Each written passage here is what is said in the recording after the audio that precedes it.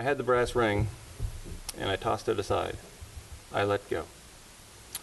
My parents were lifelong educators. My only brother, my only sister are lifelong educators. And among them, only I reached the apex of the educational world. I was a tenured full professor by the time I was 40, and I walked away when I was 49. I walked away from a job I loved, an act that made most people think I'm insane. And I'm not going to rule that out, but I want to tell you my side of the story at least. For many years, I was a classroom conservative. I taught my dog to whistle. That's what a classroom conservative does. It's the sage on the stage. I teach, obviously you must be learning. I received numerous accolades and awards for teaching, advising. I was beloved by my students. I discovered early on that students don't care what you know until they know that you care about them. And so I was a caring professor. Here are the final lines of a book that was published that I wrote shortly before my departure. Quote, "The rewards are supreme. You are allowed to live a life of leisure in the historical sense. You choose the work you do. Through the lives of your students, you experience life and death and the wonderful emotional roller coaster of youth. As such, you can choose to remain forever young, if only vicariously. You have opportunities to serve as a mentor, and if you are worthy and fortunate, somebody might endow you with that noblest of distinctions by calling you teacher." My dog never did learn to whistle. And that taught me something important. Even earnest, caring teaching doesn't necessarily lead to learning. The sage on the stage is dead. So too is the model of student as customer in a business-driven enterprise. Most university administrators have not realized that that model has been dead for decades. So I switched my approach to one based on a core of discovery. In my classroom, we are a core of discovery. We all have something to contribute, and all contributions are welcome. I took a liberal approach to teaching. Liberal in the context of broad, and also liberal in that I put everything on the line, everything I knew and everything I was, for every meeting of every class. How can you learn otherwise? How can you test your own assumptions if you don't expose them?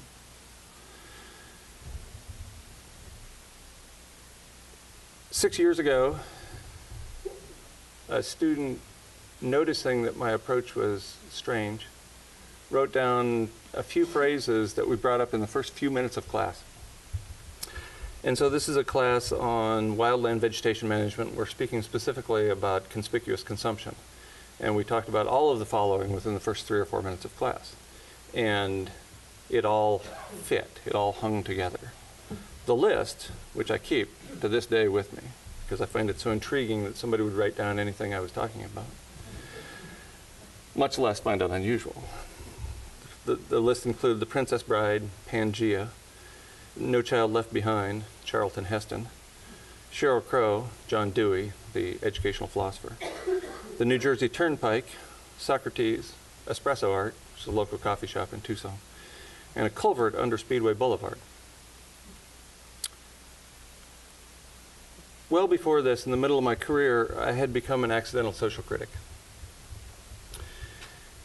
There was a small patch of Sonoran desert left on the campus of the University of Arizona, smaller than this room. The remnants of what used to be a mile-long stretch, several hundred yards wide, up until 1970. It was huge. And there are historical pictures in the University of Arizona archives of students out botanizing in this magnificent cactus patch, and students doing art in this magnificent cactus patch. People learning about the natural world and learning from the natural world. And so, of course, by the late 1980s, that patch was reduced to a piece smaller than this room. The university administration hired a San Francisco-based design firm to fix the campus. And their first recommendation was to get rid of that ugly piece of desert. So I went on a campaign of one. And I wrote letter after letter and message after message to the university president. He ignored them all. Finally, in frustration, I sent a letter to the local daily newspaper, thinking they would run it as a news story. I mean, batshit crazy professor has an idea. President might be stupid. You know, this is the headline I envisioned. It's not the headline they ran.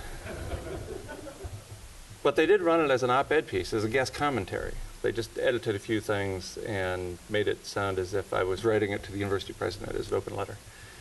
Suddenly, the university president was answering my every call. And he wasn't in a good mood either. The students in my class one day made a bunch of signs. I did not encourage this, I swear. And went out and marched around the little patch of cactus.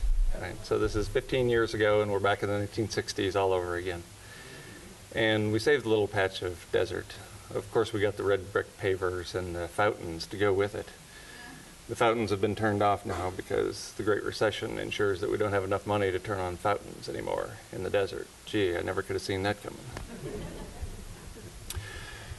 In the latter years of my career, I was doing the best and most important work of my life. By this time, of course, I was banned from teaching in my home department because students were learning to question the dominant paradigm. So I taught through a program called Poetry Inside Out. Poetry Inside Out, inside is the men's pods of the Pima County Jail and the girls' pods of the Pima County Juvenile Detention Facility. Out is an alternative high school in which a vast majority of the Hispanic students have been kicked out of 3 or 4 conventional high schools. And the fourth leg was my honors class. I was still allowed to teach through the honors college because the honors dean had almost nobody willing to teach an honors class, so she was sort of desperate. And she was willing to expose honors students to those wacky ideas of mine, thinking the students might just be able to sort them out. So I was having lunch with a retired colleague one day, and the time sort of got away from me, and I looked at my watch and I said, "Oh, I'm sorry, I got to go teach poetry in prison." And he says, "Oh, is that what they're calling it now?"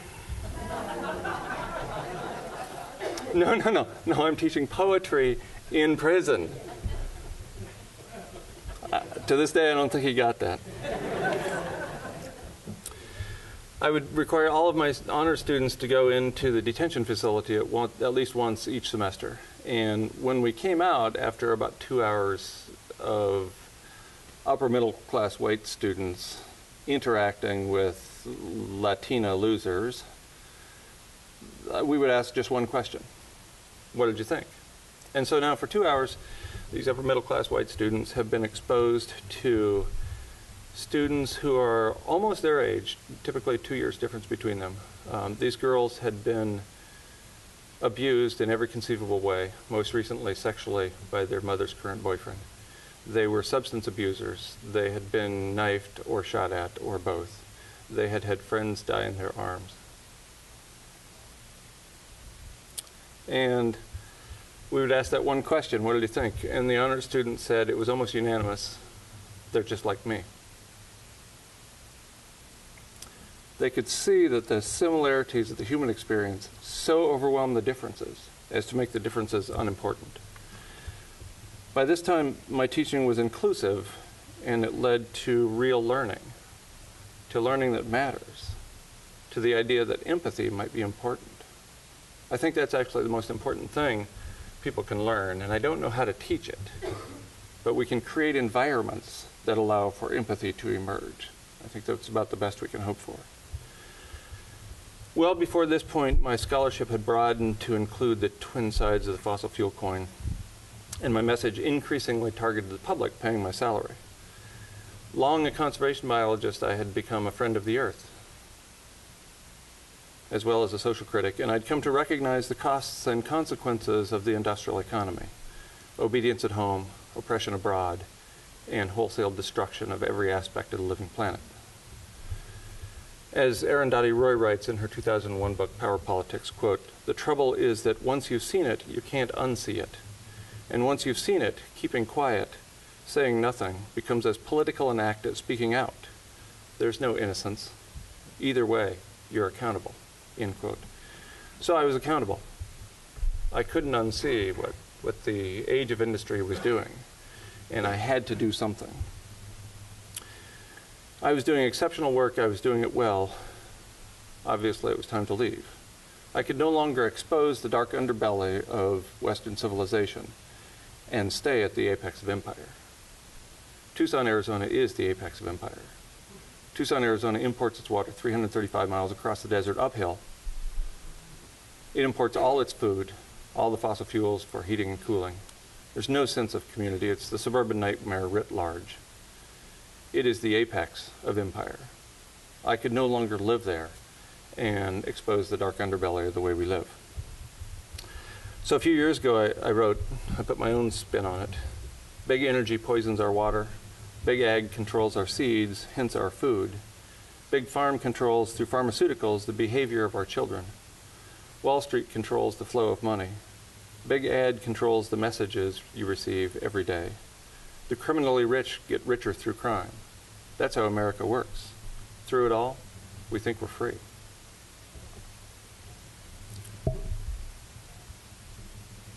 By this time, I came to view the brass ring as the monkey trap. Perhaps you're familiar with a monkey trap. You take a basket and you attach it to the ground. The basket has a hole just large enough that a monkey can stick its hand in the hole. And it's got a piece of fruit in the monkey trap. The monkey reaches in, grabs the piece of fruit, and now the hand won't come out. But the monkey won't let go. The brass ring was the monkey trap, and I let go. Like most contemporary Americans, I was bound by the monkey trap for a very long time, much longer than I should have been. It was very challenging to let go. I left the easy, overpaid life of the university for 4 reasons. I believe there's a moral imperative to the way we live our lives, and the apex of empire ain't it. It's inconsistent with the moral imperative, I feel. I left as an act of resistance. I was born in 1960 and came of age in a period of resistance that almost overnight gave way to, if we just have a few dollars more, we can ignore all that. I wanted to have more time to write and speak. And fourth, and least important, I wanted to have the potential to add a few more years to my life, although I suspect that that is a moot point. As Nietzsche said, what doesn't kill me makes me stronger. At this point, it's a race. This physical life is just killing me. We'll see. I continue to teach at what I call Barefoot College. I've hosted more than 300 people in the last 2 years, and I continue to write at a blog called Nature Bats Last. I continue to take advantage of these opportunities when they arise.